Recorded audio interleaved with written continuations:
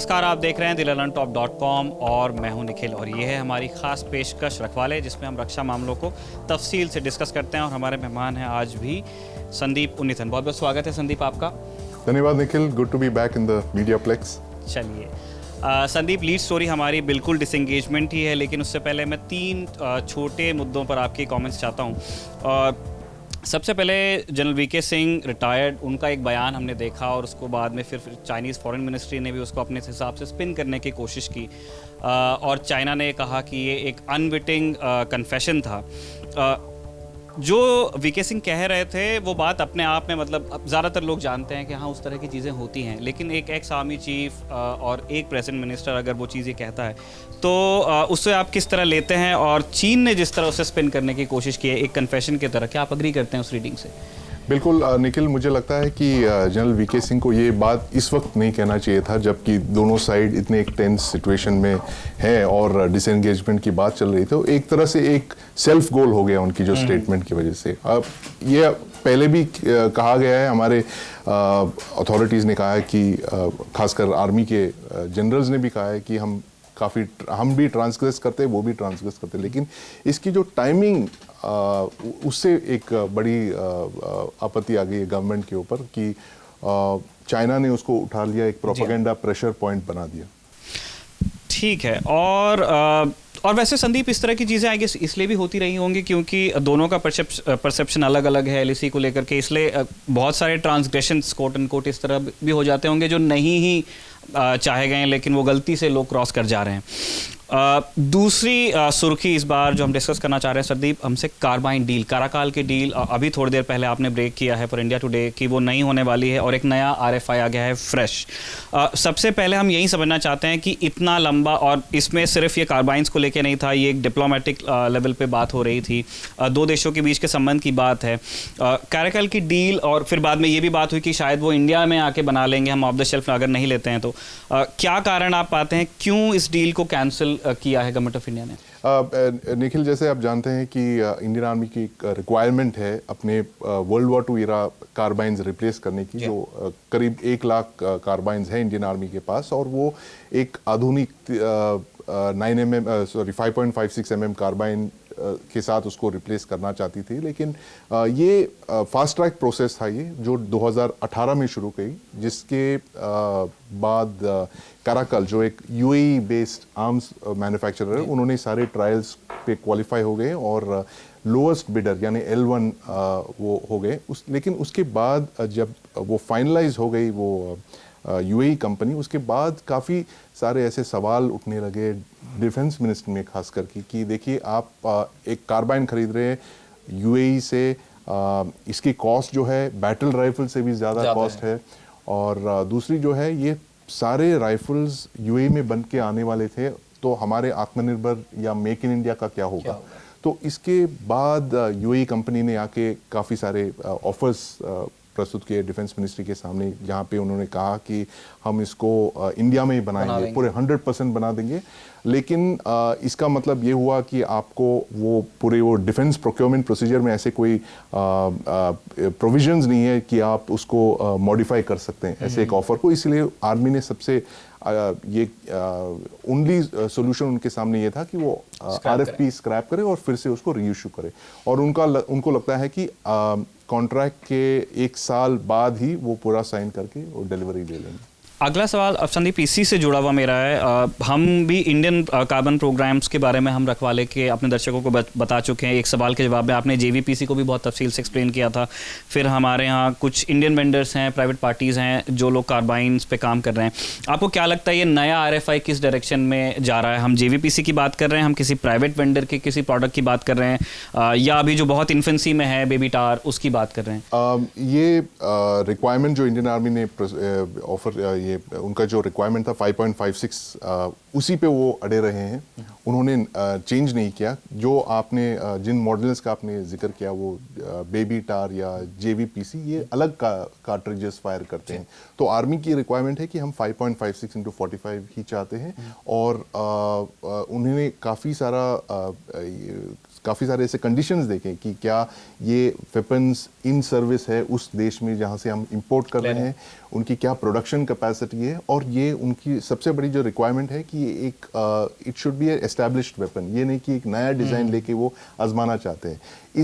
इसको आप डिबेट कर सकते हैं कि देखिए ये एक बहुत ही बढ़िया एक अपॉर्चुनिटी था आत्मनिर्भर भारत या make in India in defence के लिए कि इतने सारे इंडियन मैन्युफैक्चरर्स हैं, आप इसको एक मेक इन इंडिया प्रोग्राम के तौर पे क्यों नहीं आपने इसको ऑफर किया। तो उससे हो सकता है क्योंकि लेकिन डिफेंस मिनिस्ट्री का ये मानना है कि देखिए एक हाफ वे हाउस है, हम चाहते हैं कि एक एस्टैब्लिश डिज़ाइन इंडिया में लाके उसको बनाएं यहाँ, तो that is the way forward. तो क्या ऐसा कोई प्रोग्राम या कोई इस्टेब्लिश प्रोडक्ट संदीप आपकी नज़र में है जो मतलब इस RFI को रिस्पॉन्ड कर सकता है और फिर बाद में शायद at a later stage select हो जाए? बहुत सारे ऐसे वेपन्स हैं क्योंकि ये काफ़ी एक क्या लोकप्रिय कह सकते हैं, एक लोकप्रिय वेपन है ये जो कैलिबर में बहुत सारे देश इसको यूज़ करते हैं, खासकर कि वेस्टर्न कंट्रीज। नेटो शेल है, नेटो शेल बिल्कुल है, और ये M4 जो है कोल्ट जो ऑलरेडी इंडियन आर्मी के पास है, स्पेशल फोर्सेस के पास, और बेरेटा, बहुत सारे ऐसे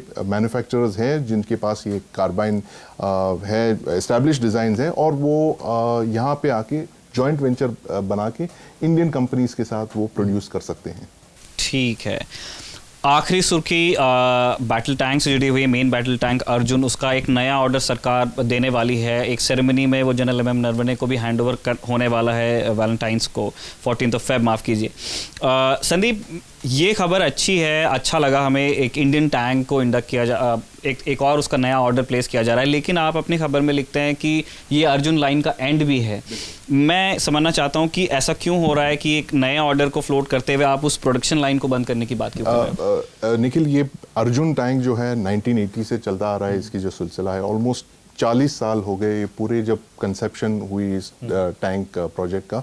और अब क्या हो गया कि अब बहुत सारे ऐसे एडवांसेस आ गए एंटी टैंक वेपनरी में, और टैंक टेक्नोलॉजी इतनी बदल चुकी है पिछले कुछ सालों में कि इंडियन आर्मी ये सोच रही है कि देखिए उनकी सोच में बदलाव भी आ गया है कि क्या हमें एक हैवी टैंक की ज़रूरत है या हमें एक लाइट या मीडियम टैंक की ज़रूरत है। और इंडियन आर्मी का ये सोच अब ये इस दिशा में है कि हमें एक लाइट और मीडियम टैंक की ज़रूरत है, ना कि अर्जुन टैंक की वेट क्लास में एक टैंक। अर्जुन जैसे आप जानते हैं 62 टन्स टैंक है, बहुत ही बढ़िया टैंक है, उसमें कोई शक नहीं है, लेकिन आर्मी चाहती है कि हमें एक लाइट और मीडियम टैंक, जैसे कि लाइट टैंक जो हमारे पास है नहीं जो फिलहाल, और या फिर मीडियम टैंक जो T-72 या T-90 के वेट क्लास में हो, यानी 30 या 50 टन के बीच वाले जो टैंक है, उसी क्लास में हमें एक टैंक चाहिए। और अब जो लद्दाख में जो सिचुएशन हुआ है, जो तनावपूर्ण स्थिति आई है वहाँ पे, उसके वजह से आर्मी ने अपने फोकस को और बढ़ाया लाइट टैंक की तरफ,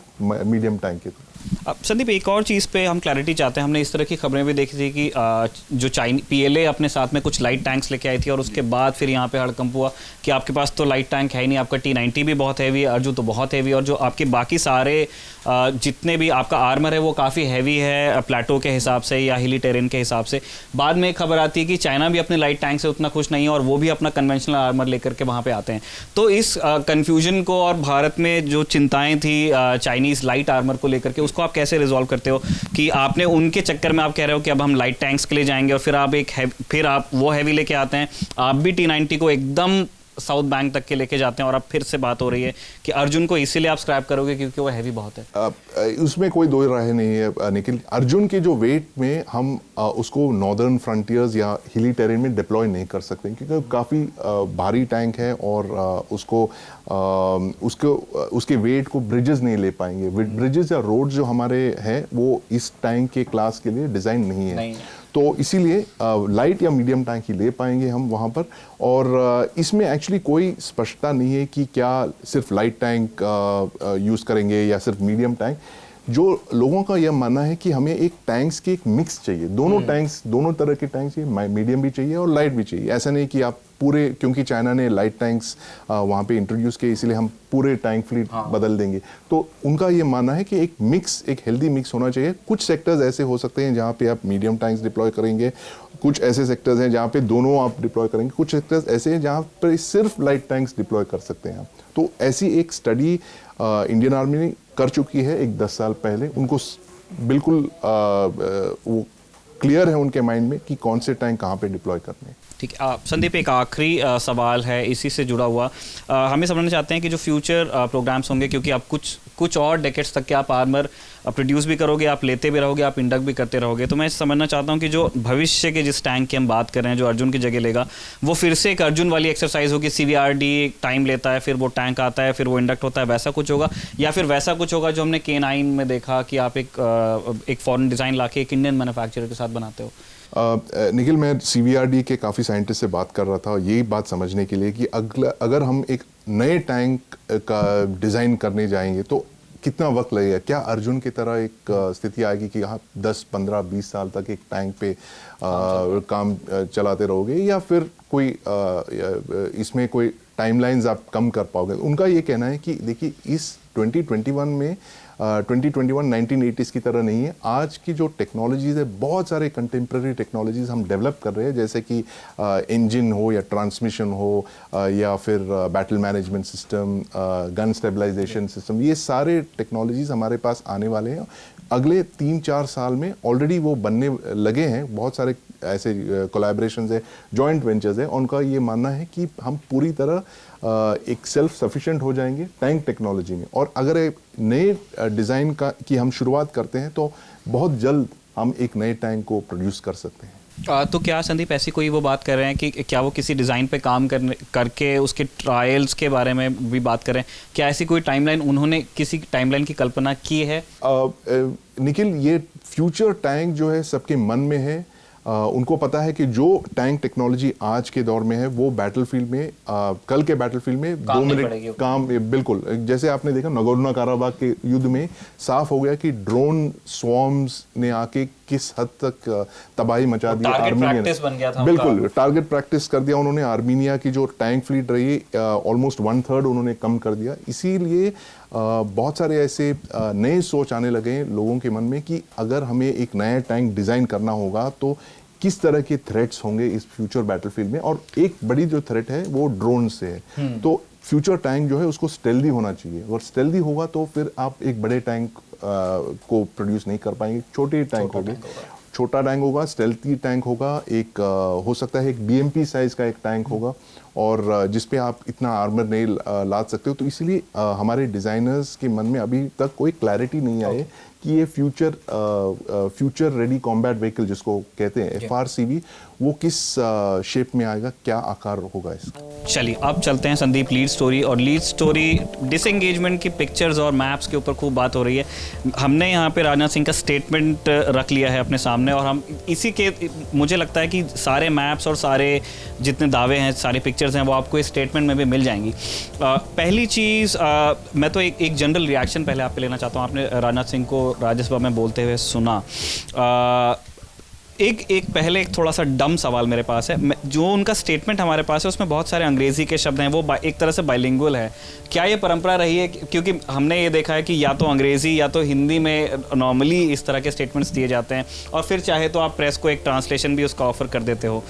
लेकिन जिन टर्म्स को वो इस्तेमाल करते हैं, peace and tranquillity, military and diplomatic channels, तो वो जो ये क्लैरिटी है वो कंट्री के अंदर दे रहे थे, या फिर वो प्रेफरेंस थी कि ये बीजिंग में भी वैसे ही सुनाई आना चाहिए जैसा मुझे लग रहा है? No, ये आपने बहुत ही अच्छा सवाल है निखिल। एक्चुअली मैंने देखा जब वो स्टेटमेंट हिंदी में पढ़ रहा था मैं, बहुत सारे अंग्रेजी एक्सप्रेशन है, और जैसे आपने कहा कि पीस एंड ट्रैंक्विलिटी जो है एक बहुत ही इंपॉर्टेंट वर्ड है।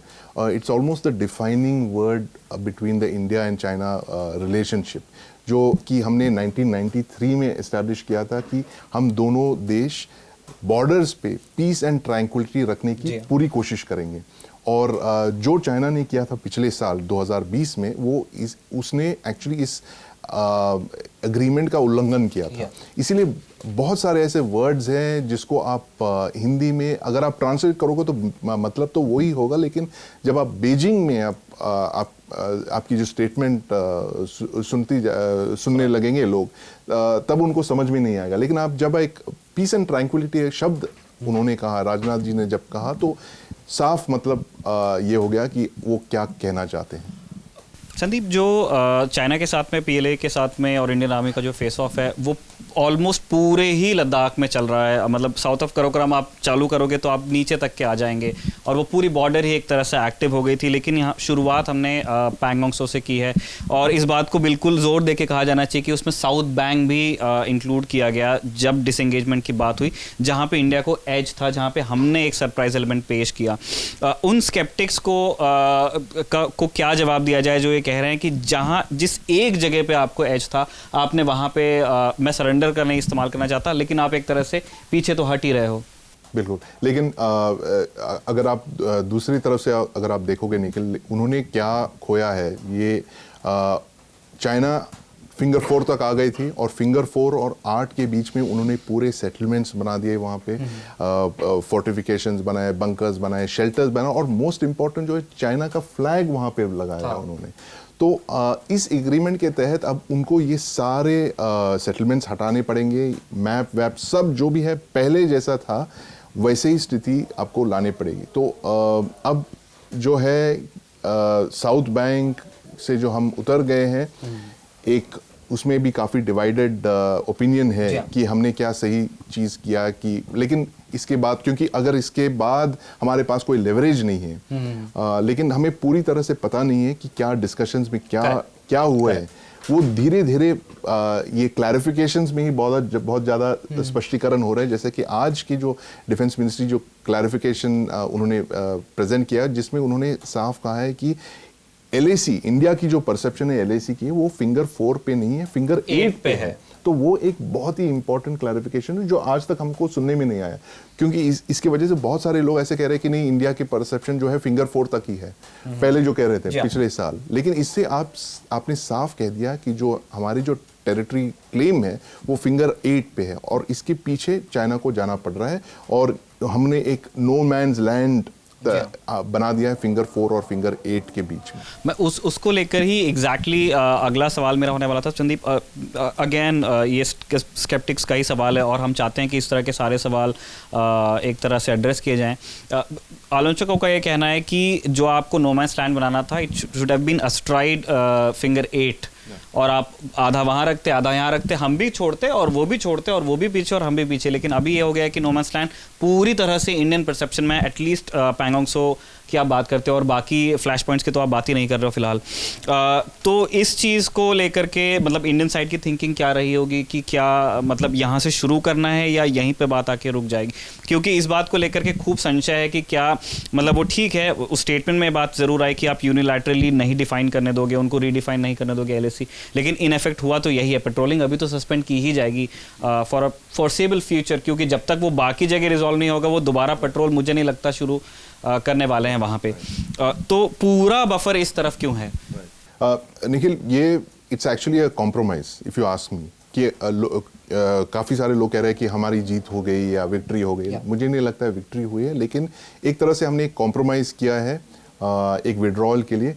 तो ये इसको डिबेट कर सकते हैं हम कि क्या फिंगर 8 पे होना चाहिए था, लेकिन क्या उसके बाद क्या चाइना वापस चली जाती फिंगर 4 और फिंगर 8 की जो पूरी उन्होंने ट्रांसग्रेशन की, क्या वो पूरी तरह रोल बैक करके ये चले जाते? अगर हम कहते कि the buffer should have been at finger 8 and not at finger 4, तो this is a contentious point. तो this until we know exactly what was discussed, वो जो negotiations में हुए, हमें पूरी तरह से पता नहीं है एक्चुअली कि क्या डिस्कशन हुए। लेकिन the most important thing according to me Nikhil is that the fact that वो उन्होंने डिसाइड किया कि ये इस पैंगोंग त्सो के de-escalation के बाद वो बाकी सारी जगहों की they will start reviewing the de-escalation in other places, Gogra hot springs और ये देपसांग। संदीप, क्या इसके पीछे लॉजिस्टिक्स एक वजह हो सकती है जो एकदम लोकल लेवल की प्लानिंग होती है? मैं अभी नॉर्थ बैंक की बात कर रहा हूँ, क्योंकि धन सिंह थापा के बाद वैसे भी जो इंडियन साइड से गाड़ियाँ नहीं जाती हैं, आपको एक सिंगल फाइल या 2 फाइल में आपको चलना पड़ता है, एक जिसको कहते हैं पगडंडी है उसके आगे, और आप बहुत ज़्यादा काइनेटिक एक्शंस वहाँ पे नहीं कर सकते, आपको फुट पेट्रोल भेजने होते हैं, जबकि चाइनीज़ साइड से वहाँ पे रोड है। तो क्या ये सोचा गया होगा कि आप धन सिंह थापा पे विद स्ट्रेंथ डिफेंड कर सकते हो किसी भी अग्रीमेंट को, अगर कोई सामने वाला उसको फाइट करने भी आ जाता है? अगर आप 8 करोगे तो तब आप शायद अपने साइड से उतने स्ट्रांग नहीं रह पाओगे। हो सकता है ये भी एक थॉट प्रोसेस, थिंकिंग प्रोसेस हो सकता है उनके माइंड में, क्योंकि फिंगर 4 की जो रोड चाइना ने बनाए कारगिल वॉर के समय, जब इंडियन आर्मी की फोकस पूरी तरह पाकिस्तान की तरफ थी, और उन्होंने आके पूरा एक रोड बना दिया, और जिस पे वो अब व्हीकल्स, हेवी व्हीकल्स सब ले आ सकते हैं और आराम से वो पेट्रोलिंग कर सकते हैं। जैसे कि आपने कहा कि हमें फुट पेट्रोल से जाना पड़ रहा है, जिसकी वजह से हम वो उसको होल्ड नहीं कर पाते हैं फिंगर फोर के आगे की जो जगह है। तो ये हो सकता है, we don't know what the actual thing on the ground is. Sandeep, एक चीज़ जो स्टेटमेंट में है राजनाथ सिंह के, उन्होंने कहा कि नोन पोस्ट्स पे विड्रॉल होगा, इसलिए वो लोग भी श्रीजाब जा रहे हैं, हम लोग भी धन सिंह थापा पे आ रहे हैं। और मतलब मुझे ऐसा लगता है कि वो शायद ये वेरीफाइबिलिटी को लेकर के होगा, लेकिन क्या ये चीज़ उस चीज़ को बाइंड नहीं करती है किसी भी दूसरे प्रोएक्टिव एक्शंस को ऑफ काइनेटिक नेचर, कहीं दूसरा कोई लेवरेज पॉइंट बनाने में? क्या मतलब दोबारा साउथ पैंगोंग जैसा कोई चीज़ एक्शन नहीं हो पाएगा after this agreement? Nikhil, I think ये जो जिन्होंने भी ये एक्शन किया था, जो मिलिट्री प्लानर्स ने ये साउथ बैंक पे जो एक्शन किया था, ये एक ही जगह पे किया था उन्होंने। ऐसे बहुत सारे जगह उन्होंने ऑलरेडी आइडेंटिफाई करके कंटिजेंसी प्लान्स रखे हैं उनके पास।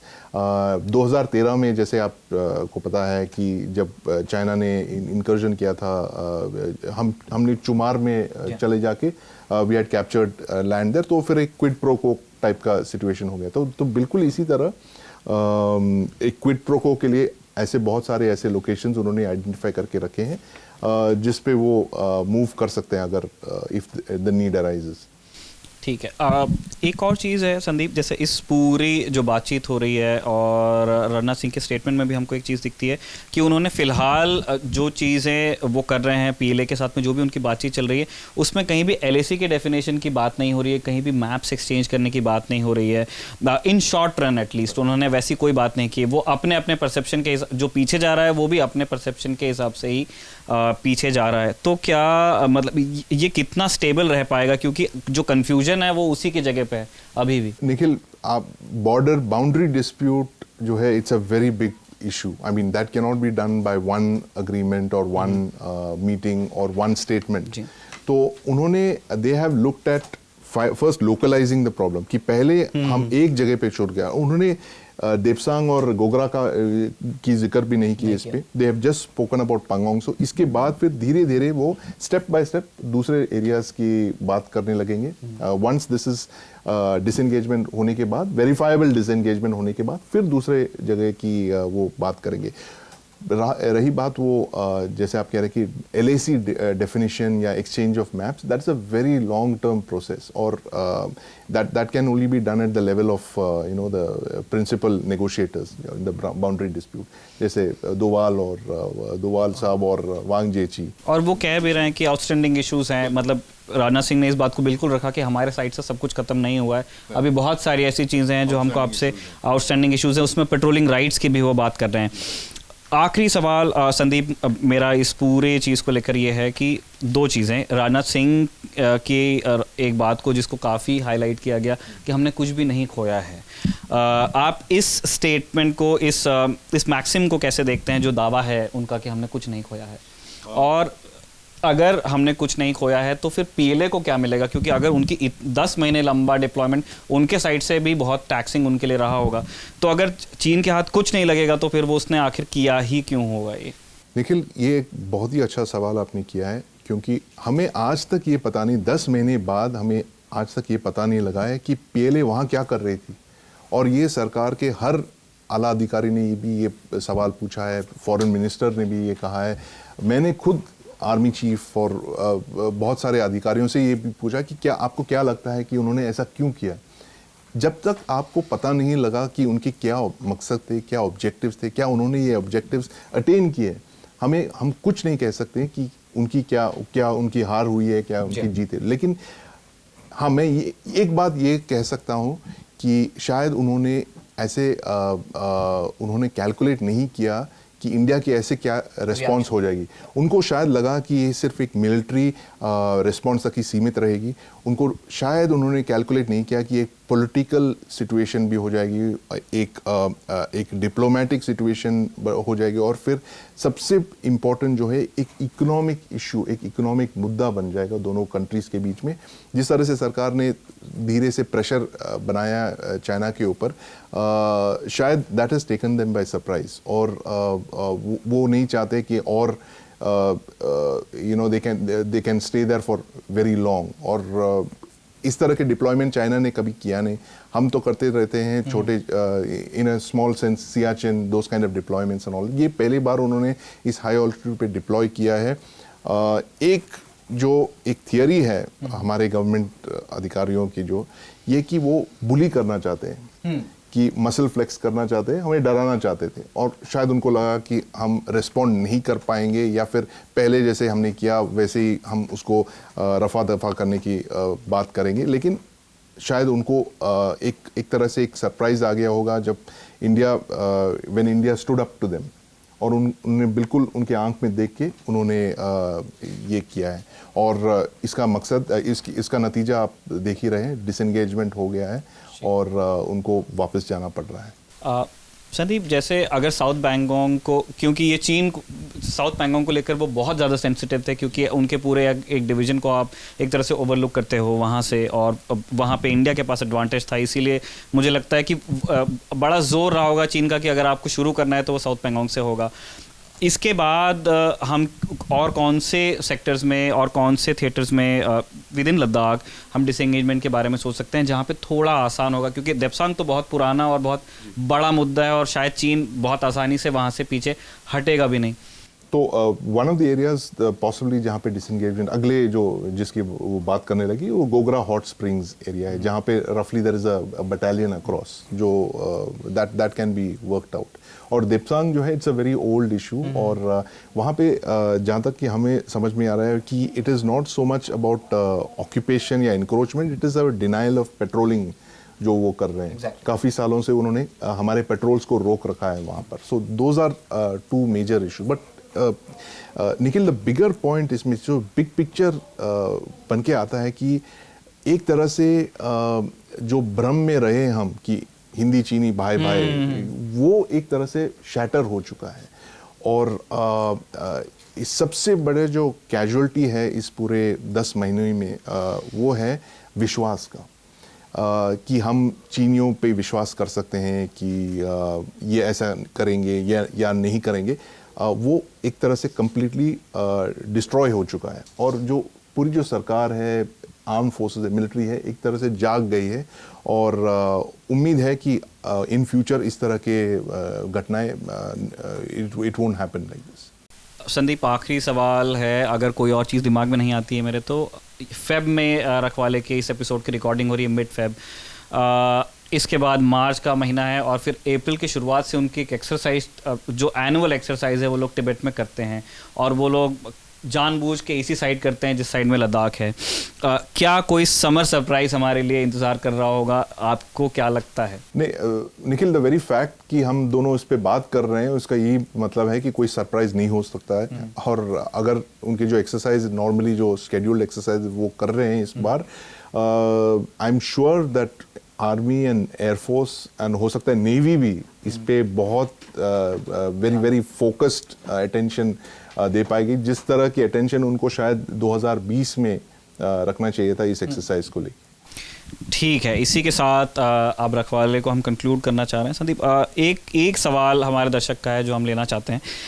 जेवियर टोपो इनका नाम है। इन्होंने कहा है कि डिसेबल एक्स कैडेट्स को ट्रेनिंग के ड्यूरेशन में जो डिसेबिलिटी होती है, उनको फिर उस तरह के बेनिफिट्स क्यों नहीं मिलते हैं जो एक्स सर्विसमैन को मिलते हैं?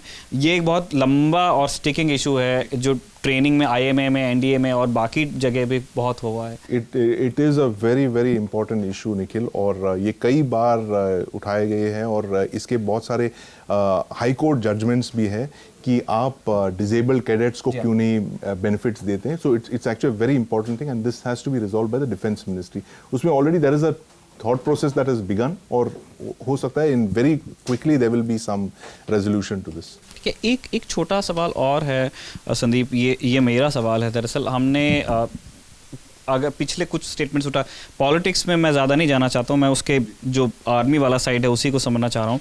हमारे यहाँ अब ऐसे कास्ट बेस्ड या मार्शल रेस थ्योरी के हिसाब से अब रेजिमेंट्स नहीं, कोई नया रेजिंग नहीं हुआ है, जो चल रहा है वो चल रहा है, और जो नया लाए हैं वो अब ब्रिगेड ऑफ गार्ड्स है, और जो कि एक मिक्स्ड मामला है। लेकिन दो डिमांड्स हैं, एक हमने अहिर रेजिमेंट की डिमांड बहुत बार सुनी है यूपी के पॉलिटिशियन से, अभी बिहार में अभी बंगाल में जो चुनाव हो रहे हैं उसमें वो कूच बिहार एरिया को लेकर के भी उसी तरह की बात कर रहे हैं। ये क्या विचार है, इस तरह के विचारों को किस तरह सेना लेती है कि जो एग्जिस्टिंग रेजिमेंट्स हैं अगर उसमें जैसे जाट्स का आपके पास में एक रेजिमेंट है, जट 6 का आपके पास में, तो एक नया अहिर रेजिमेंट क्यों हो सकता है या क्यों नहीं हो सकता है? सेना इस तरह की डिमांड्स को कैसे लेती है? जहाँ तक कि सेना की सोच है, वो नहीं चाहते हैं कि कास्ट बेस्ड रेजिमेंट्स हों, और एक बहुत इम्पॉर्टेंट रीज़न है इसके लिए, क्योंकि अगर आप एक कम्युनिटी की डिमांड मान लेते हो, चाहे वो आहिर रेजिमेंट हो, कि तो बहुत सारे ऐसे डिमांड्स आ जाएंगे, खास करके इंडिया में इस वक्त जहाँ पे गवर्नमेंट जॉब्स इतनी अट्रैक्टिव है और अनएम्प्लॉयमेंट इतनी बढ़ चुकी है, और हमारे जो यूथ पॉपुलेशन है, we are the youngest country in the world, तो इसीलिए arm forces can become a very lucrative thing for politicians to fish in, कि कोई अपने मैनिफेस्टो में कह सकता है कि देखिए हम 5 नए रेजिमेंट्स ये कर देंगे और एनुअली रिक्रूट करने लगेंगे। तो इसलिए इससे बचने के लिए फौज ने ये प्रस्ताव उन्होंने रखा है कि आगे से जो रेजिमेंट्स रेज होंगे वो it will be not be caste based, जैसे बिल्कुल like brigade of guards was the last one. ठीक है, बहुत बहुत शुक्रिया संदीप आपके वक्त का, बहुत बहुत शुक्रिया हमारे दर्शकों का भी जो रखवाले देखते हैं, इस तरह के सवाल पूछते हैं। Thank you.